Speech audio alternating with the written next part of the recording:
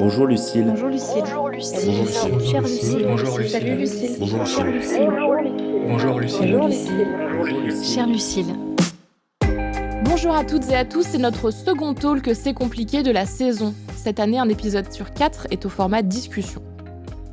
Aujourd'hui, j'ai avec moi Marie de Broer, autrice et réalisatrice du documentaire La grosse vie de Marie sur France TV Slash. Bonjour Marie. Bonjour. Et Noline Cerdas, journaliste et créatrice du podcast Beauté et Bien-être Parlons B. Bonjour Noline. Salut. Alors, je vais ouvrir sur une citation de Mona Chollet. C'est souvent la question quand on parle de grandes questions, un peu féministes aussi. On revient toujours un peu à citer Mona Chollet. Je vais citer Beauté fatale, les nouveaux visages de l'aliénation féminine, qui était un de ses best-sellers, vraiment, un grand livre en plus vraiment très intéressant sur plein de questions liées au physique des femmes et à la séduction. Et donc voilà, je cite. La peur de ne pas plaire, de ne pas correspondre aux attentes, la soumission au jugement extérieur, la certitude de ne jamais être assez bien pour mériter l'amour et l'attention des autres, traduisent et amplifient tout à la fois une insécurité psychique et une auto-dévalorisation qui étendent leurs effets à tous les domaines de la vie des femmes.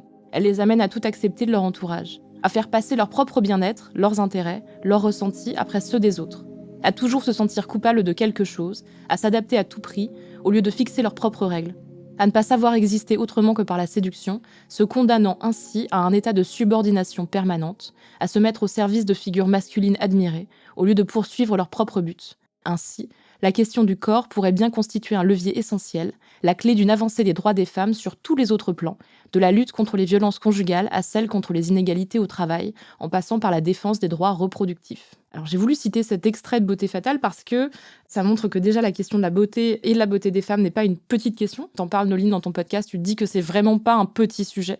Et aussi parce que la question du self-care en particulier, qui est quelque chose qu'on a beaucoup valorisé chez les femmes, il faut prendre le soin de soi, prendre le temps pour soi, via plein de choses, en l'occurrence activités, produits. C'est quelque chose qu'on ne pousse un peu que chez les femmes, pas forcément chez les hommes.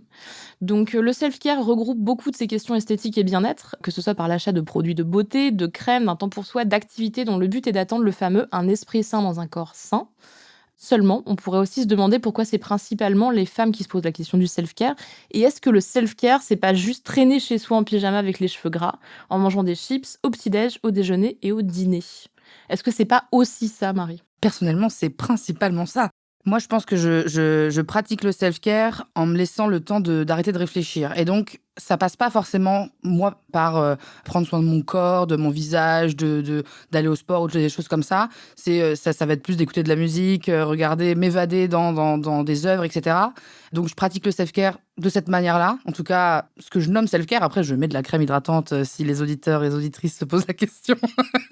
C'est vrai qu'on valorise plutôt, on le voit dans les magazines, la question du self-care. À l'origine, il y avait vachement, c'était des hashtags sur les réseaux sociaux et les féministes en ont beaucoup parlé. C'était quelque chose qui était censé être quelque chose d'empouvoirment des femmes. Et puis après, ça a été repris évidemment par les journaux féminins, par la culture de masse. On valorise plutôt le self-care à base de yoga et de crème qui coûtent 500 balles.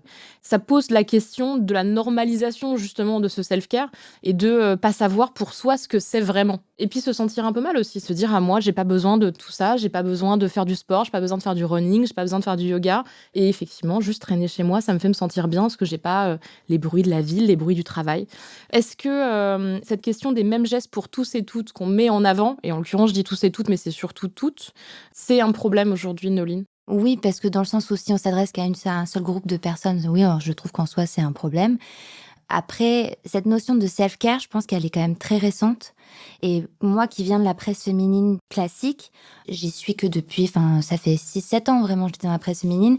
Et quand je suis arrivée, il n'y avait pas encore vraiment cette notion de self-care, tu vois. C'était vraiment le maquillage, le parfum, pour se faire du bien ou pour se rendre belle pour les autres.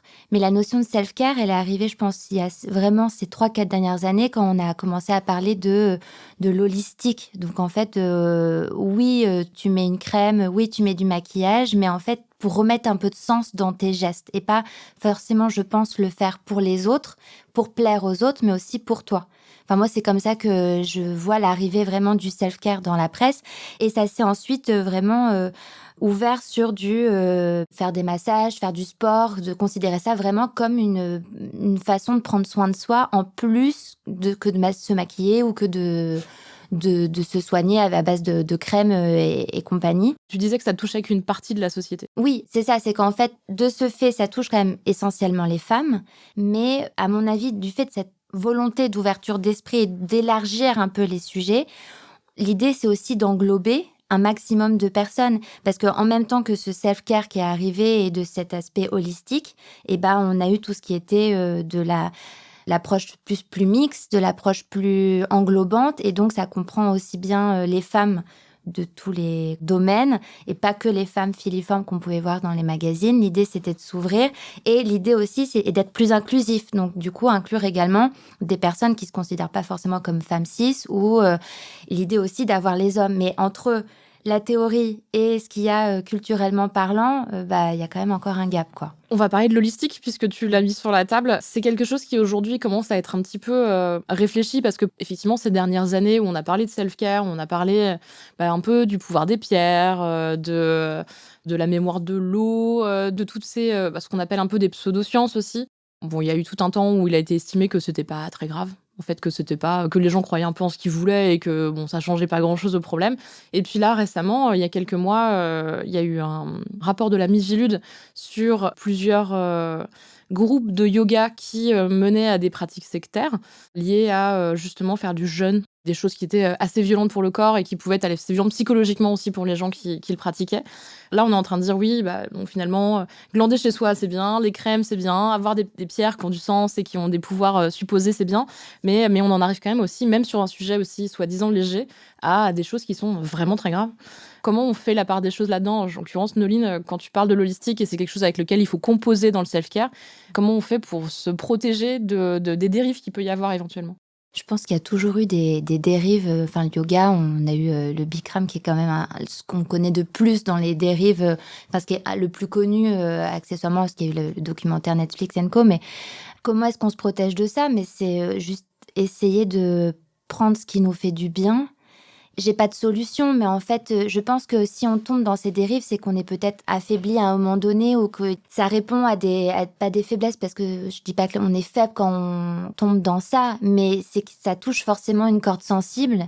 Et donc, comment ne pas tomber là-dedans? C'est de réussir à mettre de la distance, en fait, et pas croire la lithothérapie, c'est bien, mais il faut pas espérer que d'un seul coup, on va perdre toutes ses rides ou que d'un seul coup, notre glow va ressortir parce qu'on aura du quartz rose dans les mains, quoi. Enfin, c'est... J'ai une petite anecdote à propos de ça, parce que, je sais pas, j'ai eu des moments un peu de faiblesse où je me disais, ouais, peut-être qu'en fait, c'est ça la solution, je vais acheter des pierres, etc. Et quand je me suis retrouvée sur Amazon, en train de voir s'il y avait pas du quartz rose au moins cher, j'étais là, mais Marie, Amazon, c'est tout ce qui va pas dans notre monde. C'est ça. Tu penses que ça va te donner la petite solution dans ton petit appart à Paris? Je sais pas, moi j'ai un peu ce truc-là à chaque fois qu'on me dit, mais il faut prendre soin de soi et peu importe la manière, je me dis toujours, attends, c'est quoi leur intérêt à me dire ça? Parce que, évidemment qu'il y a un intérêt quelque part, et on est dans un monde capitaliste, alors c'est peut-être qu'ils veulent juste se faire de la thune sur moi. Non. Désolée, j'ai refusé j'ai pas acheté sur Amazon des pierres qui ne sont en plus probablement pas les pierres dites dans la description. Ouais. Et puis en plus, il y a tout l'aspect écologique derrière qui est aussi dramatique, mais on va pas revenir là-dessus. Mais c'est sûr que oui. Amazon lithothérapie, non, je le ferai pas non plus. Appelez une copine si vous êtes sur Amazon en train de regarder Quartz Rose. C'est ça, il y a des boutiques spécialisées, il y a des trucs. Oui. Toi, en tant que journaliste, en fait, je te pose la question, parce que tu interviews des gens, dans Parlons B, en l'occurrence, tu t'intéresses à ce que les gens ont à proposer de nouveau aussi sur cette question du bien-être. Il n'y a pas des fois où tu te dis, là, je pense qu'on est un peu limite, ou là, je pense que quelqu'un d'un un peu fragile, peut-être, probablement, oui, pourrait partir dans quelque chose de négatif? Alors, je me dis pas ça dans ce sens-là. Moi, je me dis surtout parce que c'est vrai qu'il y a un nombre de marques ça explose. Le marché de la cosmétique est énorme et notamment du naturel et ça regroupe tout ça qui est vraiment en pleine expansion. Et donc, j'ai reçois un nombre de propositions de marques qui naît et qui a trouvé le truc le plus incroyable et qu'ils ont inventé la pierre miracle ou le produit miracle. Bon, clairement, je ne donne absolument pas suite et il y en a beaucoup. Il y en a énormément.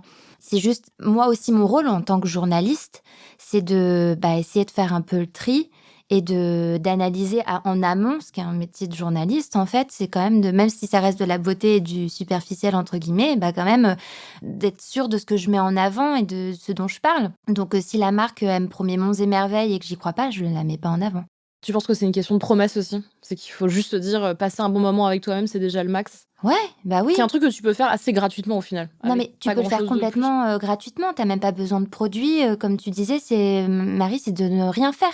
Ou aller Enfin, au marché, prendre des fruits, des ouais, légumes et faire des trucs vraiment là, naturels. Alors moi, c'est ça. écoute, moi, je sais très moi, mais dans ma tête, j'étais là: «Oui, bah, juste tu te masturbes et tu cool, quoi». Enfin, Aussi, par ça exemple. peut, Ça en en fait fait, et on partie. est équipé pour aussi. J'ai une question là-dessus. Pourquoi ça concerne pas les hommes vraiment?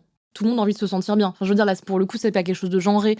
On a envie, de se sentir bien, de se sentir même, séduisant, séduisante. Enfin, je pense que ça, pour le coup, aussi un peu. Pourquoi le self-care, ça semble être une chasse gardée des femmes? Bah, c'est culturel, déjà. Je me suis aussi posé la question. Il y a des pays où le maquillage est absolument totalement toléré sur les hommes, voire recommandé, hein. En Asie, les hommes se maquillent. Au Japon, les hommes se maquillent. Enfin, je veux dire, c'est vraiment culturel et c'est une question d'époque. C'est-à-dire qu'il y a quelques années, à l'époque des rois, les hommes se maquillaient et prenaient soin d'eux et se parfumaient. Bon, aussi pour des raisons d'odeur, mais je veux dire, c'est des époques, en fait. Et là, moi, je pense que les hommes assument de plus en plus. Et j'ai cette conversation avec des amis, hein, et il y en a qui me disent: «Oh Noline, je peux en parler qu'à toi parce que bon, bah, tu parles beauté, donc tu vas me comprendre. Mais là, je suis allée à tel endroit, j'ai découvert, tu sais, ce truc-là qui gratte un peu la peau et puis ça te fait ensuite une peau toute douce». Alors je dis: «Oui, un Du gommage». gommage? Voilà. Je dis: «Oui, c'est ça, le gommage». Il me dit: «Ouais, ouais, c'est incroyable, c'est génial, mais je peux en parler qu'avec toi». Mais ben non. Il me dit: «Bah, tu sais, j'évolue». En l'occurrence, il évolue dans le milieu du rap. Et je me dis: «Mais tu te rends compte, je peux pas en parler avec les mecs qui sont autour de moi». Je dis: «Mais tu plaisantes. Les mecs qui ont un métier d'image, ils prennent évidemment soin d'eux, en fait. Et surtout en ce moment, c'est juste que peut-être qu'ils l'assument pas encore. Et honnêtement, je pense qu'aujourd'hui, c'est admis, quoi». Et il m'a dit: «Ah ouais, c'est vrai, t'as raison». Je pense que c'est des représentations. Bah, c'est dans la série Friends, à un moment, la vanne, c'est que Chandler a emprunté la crème hydratante dans des personnages féminins. Et c'est genre la honte, bah, pourquoi tu l'as dit? Faut pas le préciser. Ça évolue, mais je pense que le self-care, en tout cas le bien-être, etc., ça s'est adressé principalement aux femmes, mais même, et pas aux hommes, même qu'une partie des femmes. En tant que femme grosse, je me sens pas représentée dans les campagnes de publicité, même pour le sport, par exemple, parce que la première chose qu'on dit quand on est une personne grosse, c'est: «Pourquoi tu fais pas un peu de sport? C'est tout simple d'aller courir», bon.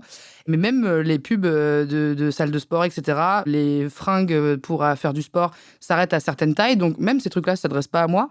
Donc ça élimine déjà une partie des gens. Alors, je suppose, je sais pas dans quel sens c'est allé. Est-ce que c'est la pub qui fait que je me sens pas représentée, du coup, ça m'intéresse pas, ou ils pensent que ça n'intéresse pas les hommes, je sais pas dans quel sens c'est allé. Vous voyez ce que je veux dire? Bah, il y a un gros problème de représentation. Et même si je pense que des marques essaient de faire un effort depuis quelque temps, je suis complètement d'accord avec toi. Il n'y a pas encore assez de représentation au sens large du terme, hein. Je comprends ce que tu veux dire. J'ai fait le parallèle tout à l'heure, mais ça pose aussi la question de la séduction, parce que du coup, pour moi, le côté self-care, c'est aussi le côté se sentir belle. Se sentir belle pour qui? Pour soi, pour l'autre, alors surtout pour l'autre en l'occurrence. Et le self-care, finalement, qui était ce truc un peu genre pour kiffer chez soi.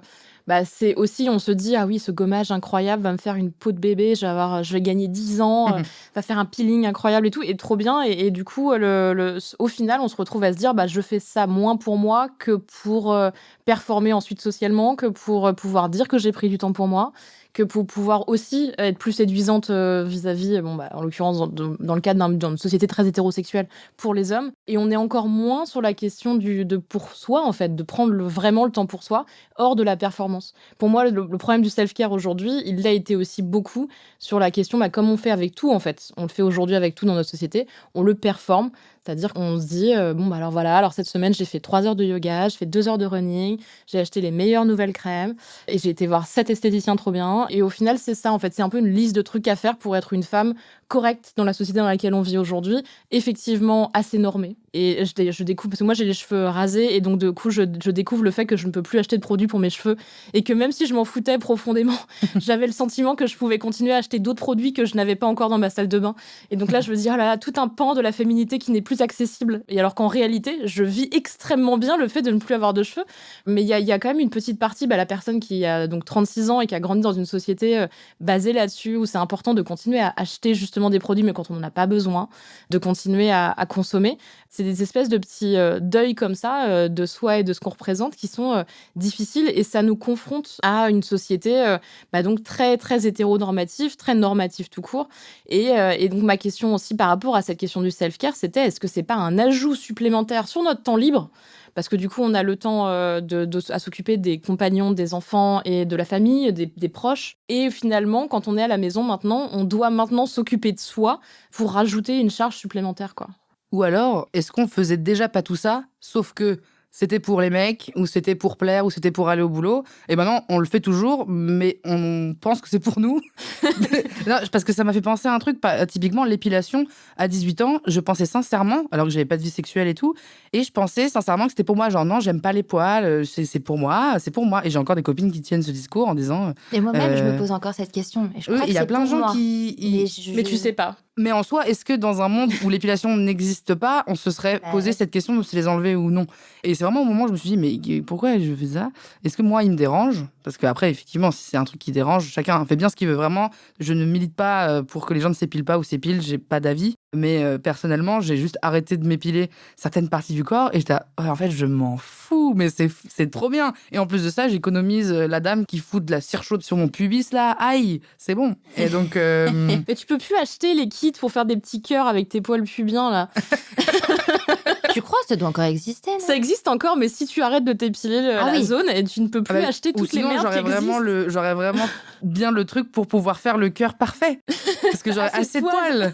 Ils n'ont pas été... Ils n'ont pas disparu avec l'épilation. Moi, c'est vrai que j'ai cette ambivalence parce qu'il y a une partie de ces produits qui sont fun. C'est un peu comme le fait de se dire, oh là là, donc ma routine le soir consiste en 5 produits qu'il faut se mettre dans l'ordre. J'ai été acheter des trucs récemment et on m'a dit, vous pensez bien à mettre votre tonique après votre démaquillant? Et j'étais là, genre, et après le sérum, mais de la crème dans le sérum. Moi, je suis là, oh putain, je vais jamais y arriver. Alors du coup, j'ai un peu comme chez le coiffeur, j'ai l'impression que je suis jugée sur mon incapacité à me rappeler des étapes et à le faire bien tous les soirs. Et pour moi, il y a quand même ce truc de plaisir. Ce que tu dis, Noline, tu parlais de parfum aussi, de choses qui sont agréables sensoriellement. C'est kiffant de sentir ses poils, enfin ses jambes sans poils, et de se mettre dans des draps frais comme ça. C'est kiffant de se mettre une crème qui sent très bon ou qui a une très belle texture, ou de se faire de la merde avec le corps, genre des poils en forme de cœur. On pouvait aussi se décolorer, se mettre des couleurs de trucs, se mettre des paillettes à des endroits, s'amuser en fait avec son corps qui pourrait être notre espace de jeu en fait. Et cette ambivalence-là, elle est compliquée à gérer. Je suis totalement d'accord avec toi. Par exemple, moi, j'ai des faux ongles très longs qui sont tout le temps faits. Je me maquille très, très régulièrement. J'ai énormément de produits de maquillage. Évidemment que c'est un truc d'éducation, on m'a appris à aimer ça, mais le fait est que j'adore ça. J'adore me maquiller, me foutre des paillettes partout et du rose partout. Et justement, moi, c'est au moment où je me suis rendu compte que j'allais vers de l'hyperféminité que je le faisais pas pour les hommes. Parce qu'en fait... Moi qui suis une femme hétéro et qui donc a été éduquée à devoir être validée par les hommes, en tout cas à Paris, ne sont pas attirés par ces attraits d'hyperféminité. La femme, elle doit être maquillée mais pas trop, c'est les cheveux un peu détachés mais pas... Tout est un peu moyen. Moi, il n'y a rien qui est au compteur 10 sur 20. Je suis à 20 sur 20 surtout. 20 sur 20 sur les paillettes, 20 sur 20 sur les ongles, trop de maquillage. Et j'étais là, ah non, mais en fait, je fais vraiment pas ça pour les mecs, puisque je vois bien que beaucoup ont été éduqués à ne pas aimer ces ongles longs et roses. Mais moi, je les aime et je les garde. Moi, je suis d'accord. C'est qu'en fait, je pense que je vois très bien ce que tu veux dire. Il y a forcément un peu de charge mentale quand on te dit qu'il faut tant de produits accumulés sur le visage et que si tu loupes un truc, bah, tu vas te choper une ridule quelque part. Bon, je peux comprendre cette pression. Et comme il y a énormément d'informations sur le sujet du fait des réseaux sociaux, de YouTube & Co, où du coup, tu as des tutos à n'en plus savoir que faire. En effet, je pense que tu peux dire « Ah, il y a tellement d'infos que je peux plus me tromper ou ne pas savoir. » Mais en réalité, je pense que, ok, tu as ces infos-là, t'en fais ensuite ce que tu veux. C'est peut-être facile à dire, hein, je sais pas, sûrement. Mais je me dis, bon, bah, réussir à se défaire de ce discours et à dire, il est bien, il est là, bien ou pas bien, enfin, en tout cas, il est existant. Et ensuite de l'adapter à moi. Et comme Marie dit, c'est que, en fait, bah, si t'adores avoir les ongles longs, et tu le fais. J'avais parlé avec une facialiste. Alors ça, c'est le grand mot en ce moment. On est à fond. Bah, voilà. C'est vrai, c'est comme les mixologistes, il y a des facialistes. Ouais, les facialistes, ça vient tout droit des pays anglo-saxons. Et là, ça cartonne en France. Et cette personne-là, je l'adore. Et elle m'avait dit, le facialiste, donc c'est vraiment faire des massages quand t'appliques tes soins. Tu les appliques en te faisant des massages particuliers pour que du coup, tu les actives, pénètrent très bien. Et bon, voilà. Finalement, quand on se penche sur le sujet, c'est assez intéressant parce que en fait, t'apprends que tu peux te lisser un petit peu une ridule ou quoi, enfin de te décongestionner. Bon, pardon, je rentre trop dans le détail, mais ce que je veux dire, c'est que ça peut être intéressant en soi. Et elle m'a dit quelque chose que j'ai trouvé très bien, c'est qu'elle m'a dit, le problème, quand on se regardait dans le miroir, c'était pour corriger quelque chose. Pour corriger des cheveux pas bien peignés ou si t'as mal rentré ta chemise dans ton pantalon. Enfin, quand tu te regardais dans le miroir, c'était pour corriger un truc. Elle m'a dit non, là, ce qu'il faut, c'est que tu te regardes dans le miroir pour t'apprécier et pour te voir toi. Et elle, ce qu'elle voyait dans les massages du visage, c'était de réapprendre tes contours et réapprendre ton visage et te réapprendre toi. Et en fonction de ça, de te réapprendre et de te réapproprier ton corps, tu adaptes tes soins et tu adaptes ta routine. Et c'est à partir de là que vraiment le self-care, c'est vraiment tu prends soin de toi. Et voilà, cette idée de pas se regarder en se jugeant et pour juste apprécier ses contours et mieux savoir comment bien gérer tes besoins à toi. Pas forcément besoin ni de produits, ni de... Oui, non mais voilà. Non, mais c'est ça qui est chouette. Si on prend le self-care comme ça, il y a en plus de ça besoin que de ses yeux et de soi-même, quoi. C'est vrai que ça oblige à une approche qui va être quasiment anticonsumériste, ou en tout cas d'essayer de faire au moins possible, ce qui est tout à fait possible, hein. Mais ça nécessite, encore une fois, cette déconstruction de j'ai pas besoin de dépenser de l'argent C'est ça. pour un résultat. Ouais. Parce qu'on se dit aussi quand même que donc la crème très chère va faire plus effet que la crème pas chère. On sait aujourd'hui en plus avec les études que c'est faux. Ouais. Et où le cours hyper chiant où tout le monde veut aller va être plus efficace que le cours à côté de chez toi où il y a que des vieux mais qui marchent aussi bien. C'est des choses sur lesquelles il faut qu'on se déconstruise aussi, quoi. Mais qui sont liées à notre éducation, pour le coup, liées aux médias, liées à la société en général. C'est ça, je pense qu'il faut apprendre à se faire confiance. C'est-à-dire que c'est pas parce que X personnes disent qu'il faut faire ça ou ça qu'il faut que tu le fasses. Fais-le que si tu as envie et si tu peux le faire. Enfin, je veux dire, réussir à se détacher. Mais c'est très dur. Hein. Ça oblige à un amour de soi que beaucoup de femmes aujourd'hui n'ont pas, surtout dans une société où on a été conformé à être ce qu'on n'était pas du tout. Faire ce travail sur soi de, en fait, finalement, je m'aime, alors que vraiment, on m'a appris tous les jours, toute ma putain de vie, que je ne pouvais pas m'aimer parce que je ne ressemblais à rien. C'est vraiment très compliqué aujourd'hui pour plein de femmes. On peut l'imaginer, d'où le fait que le self-care peut être aussi pris comme une façon de essayer de se modifier, essayer de se changer pour être mieux, genre un peu un moi en mieux, sur lequel on a du mal à mettre même aussi des images, parce que ça peut lier à aller jusqu'à une dysmorphophobie, en fait, assez clairement. C'est pour ça que c'est très intéressant, cette histoire de facialiste qui essaye de te pousser à te montrer à quoi tu ressembles, parce que là, aujourd'hui, on en est quand même, beaucoup d'entre nous en sont très éloignés. L'idée d'apprécier ses contours, et c'est aussi d'apprendre à se connaître, c'est aussi dans un but de, si tu te connais mieux, dans ce cas, tu vas aller vers les bons soins. Et économiquement, tu t'y retrouves plus parce que si tu te mets à acheter toutes les crèmes, mais tu vois que sur 10 crèmes que tu as achetées, elles te conviennent pas, tu auras quand même dépensé 10 fois de l'argent pour des crèmes qui ne te vont pas et que tu auras jeté. Donc l'idée, c'est aussi de se réapproprier son corps et ce qu'on a envie, de se connaître, d'apprendre à se connaître pour aller aussi vers de meilleurs achats. J'ai l'impression qu'on va un tout petit peu vers ça, mais c'est peut-être encore... C'est le début, quoi. Léger. J'ai une question pour toi, justement. Toi qui bosses là-dedans et qui es dedans toute la journée, est-ce que t'es pas la reine de la charge mentale de la beauté, quoi? Parce que du coup, quand tu es toute la journée dedans et que tu connais toutes les facialistes de Paris ou toutes les nouvelles tendances et les produits, est-ce que quand tu rentres chez toi le soir, tu te dis, bon, alors maintenant, je vais faire ma routine en 15 gestes pour être parfaite et être exactement comme ce qu'il faut et tout? Est-ce que tu arrives à te détacher de ça? Alors déjà, moi, souvent, mes copines, elles me demandent c'est quoi le truc, c'est quoi la dernière tendance, et à chaque fois, je dis je sais pas. Voilà, donc c'est super, c'est pas hyper vendeur, je pense qu'après, on a pu me faire confiance à cette journaliste. En fait, comme je suis pas dans l'injonction, j'ai pas envie de l'être, j'arrive pas à... Moi, ce qui me plaît à moi ne va pas forcément plaire aux autres. Alors non, honnêtement, je crois que je me mets pas trop de pression. Parfois, je me dis, ouais, ça fait quand même longtemps que tu t'es pas fait un gommage. En vrai, comme je fume, je me dis, ouais, là, c'est quand même pas terrible. Fais-le. Et en vrai, je suis contente. J'avoue, hier c'était dimanche, j'ai passé mon après-midi à le faire, mais ça faisait des mois que j'avais pas fait ça. Mais ça m'a fait un vraiment plaisir de me dire, j'ai pris du temps. Mais je crois pas m'imposer quoi que ce soit. T'arrives à faire la part des choses, même malgré tout ce que t'entends dans ton travail? Alors, j'arrive à faire la part des choses pour le maquillage et pour le soin, mais par contre, pas pour le sport. J'avoue que le sport, je me dis, ah, quand même, tu déconnes, quoi. Parce que je fous rien.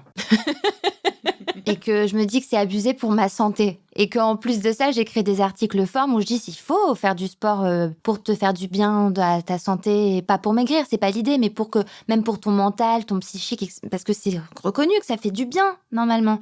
Je fais rien de tout ça. On ne peut pas tout faire. Non. Et il faut pas s'en vouloir. C'est ce que je me dis. Mais du coup, tu t'en veux parce que t'essayes de t'en vouloir et que t'arrives pas à pas t'en vouloir.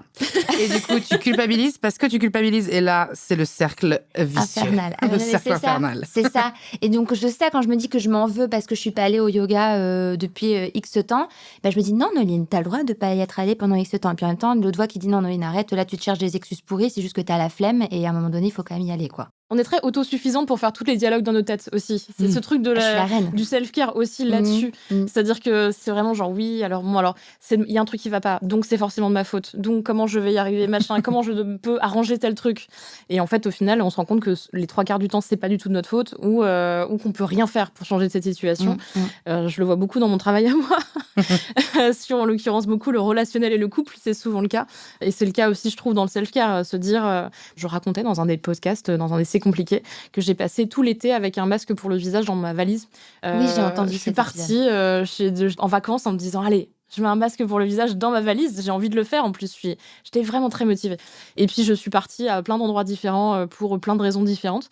Et je n'ai jamais réussi à le faire. Et à chaque fois que j'ouvrais ma valise pour enlever les fringues sales et mettre des fringues propres, je me disais, mais t'es une merde de pas réussir à faire un masque. Et je m'en voulais. Et je me disais, mais quel genre de femme tu es? Et en plus, tu commences à vieillir, donc tu vas avoir des rides, donc il faut faire des masques. En plus, c'est le degré 0 du masque, c'est un masque en tissu, donc c'est vraiment pas un truc qui est vraiment très chiant à faire. Faut juste prendre 10 minutes. C'est plus pratique qu'une crème, je trouve. Moi, je déconseille justement pour ça le tissu, parce que t'es obligé de rester sans rien faire. Sans rien faire, allongé. Alors que si tu te mets un masque en crème, au moins tu peux bouger, quoi. C'était justement ça qui me bloquait, je pense. C'était le fait de pas avoir 10 minutes pour me poser. Mais quelque part, je me disais, c'est un échec humain de pas avoir 10 minutes de tout l'été où j'avais des vacances, de pas réussir à trouver 10 minutes. Et c'était même pas pour faire des trucs plus kiffants, c'était parce qu'il y avait des obligations de travail d'enfant, de trucs de la vie, quoi. Et ces 10 minutes sans rien faire, je les ai pas trouvées. Et ça a été un constat d'échec que j'ai traîné et que je me suis forcée à traîner. Parce qu'au bout de la deuxième fois, j'aurais pu dire non, mais je le vire de ma valise, j'aurais pas le temps. Mais je le regardais, on se regardait mutuellement. Ouais. Mais pour toi, c'était pas grave de pas avoir pris le temps? Mais ça aurait pu. Mais c'est devenu un truc extrêmement fort.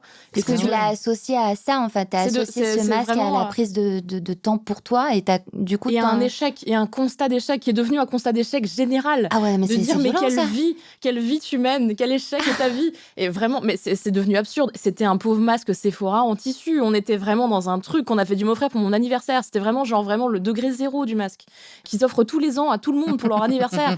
Ouais, c'est devenu. Mais je l'ai analysé après. Donc en fait, c'est pas quelque chose que là je dis en disant mais le masque m'a jugé et il a décidé que je n'étais pas une bonne personne.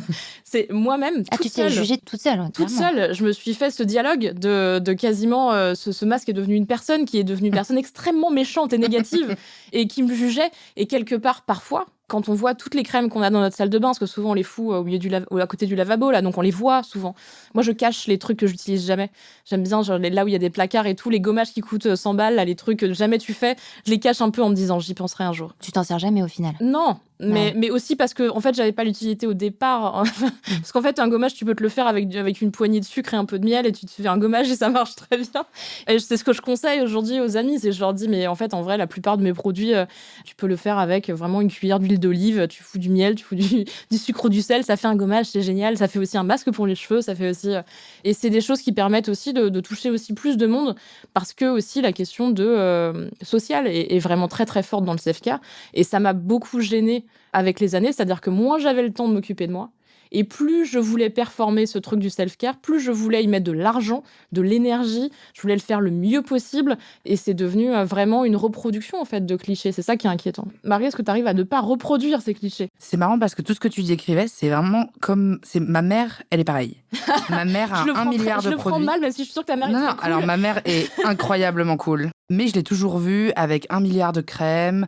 Ma mère bossait énormément, plus 3 enfants, quasi toute seule. Enfin bref, vraiment une queen. Mais voilà, il y avait les 4 heures du dimanche où c'était le bain chaud, les crèmes de partout, le maquillage, etc. Et moi, j'ai pas du tout reproduit ce truc-là. Faut savoir que je me douche car j'aime me laver, avoir les cheveux propres, etc. Mais on m'a toujours dit, il faut mettre de la crème pour le corps pour avoir la peau douce. Je suis ah oui, bon, m'en fous. Ça me saoule, ça poisse tout le temps. J'ai pas envie de me mettre de la crème partout sur le corps, ça me dégoûte. Voilà. voilà, j'ai 3 produits de soins qui me conviennent et qui me correspondent. Donc, j'ai pas du tout le truc de devoir acheter des produits de beauté et je sais pas si j'ai voulu juste me construire en opposition avec ma mère ou tout le travail que j'ai fait en étant une femme grosse. Voilà, c'est pas évident pour tout le monde d'être hors norme, mais je sais que moi, mon chemin, ça a été vraiment de m'aimer très profondément, d'aller voir une putain de psy pendant très longtemps. Et ça, c'est un temps pour moi et un coût aussi financier d'aller voir une psy, qui du coup fait peut-être que je n'ai pas l'argent pour les produits de beauté à la fin du mois, mais j'ai l'argent pour aller voir la psy.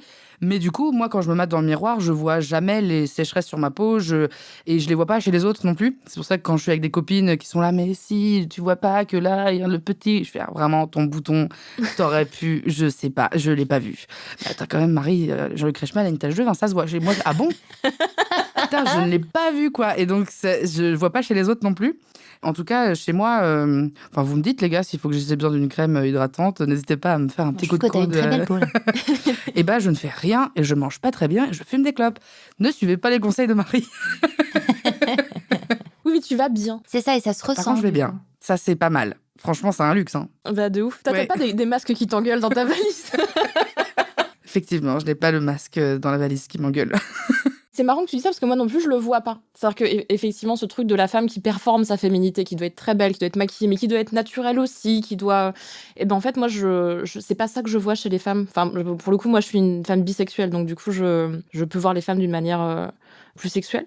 Mais je me dis pas il faudrait qu'elle change de crème. Je pense que c'est pas la bonne crème qu'elle utilise pour le jour. Ou elle fait mal son trait d'eyeliner. Ou vraiment pas du tout. Ou ses cheveux sont un peu secs. Mais les gens se matent eux-mêmes. Genre, on est focus sur nos propres défauts et complexes. On voit jamais. En fait. Je vois des trucs super beaux et un glow et des trucs cool et je suis admirative. Moi je dis souvent aux autres. D'ailleurs c'est important de se le dire entre nous aussi.